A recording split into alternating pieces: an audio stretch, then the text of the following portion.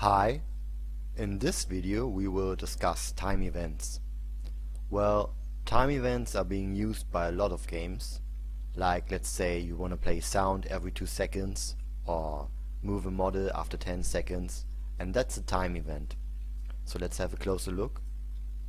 A time event is a specific point in time, or to be more precise, an amount of milliseconds, indicating how much time has passed since the application has been started.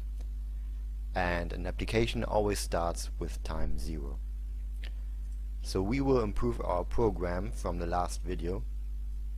We will include a time event which will take place at millisecond number 2000, and if this time event is reached, the background color will change from dark blue to dark red.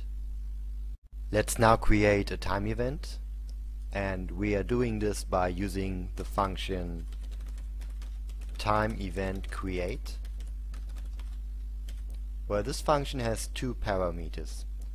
The first one is an ID, and this ID must be unique to time events. So you can identify this time event in future code by using its ID. And I'm choosing 42, which is, by the way, the meaning of life.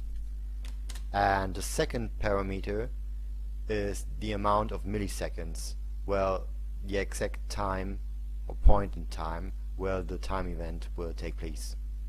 And this is 2000. So what we can do now is to check if the time event has been reached. And we're doing this by using the function time event reached. And here we enter our ID. And if the time event has been reached, we will change the background color from dark blue to dark red.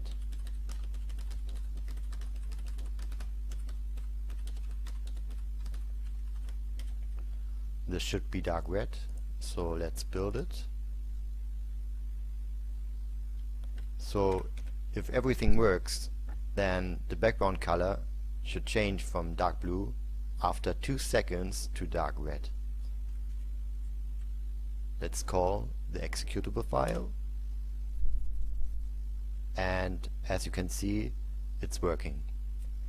So that's a quick introduction to time events in LEMoon, and thanks for watching.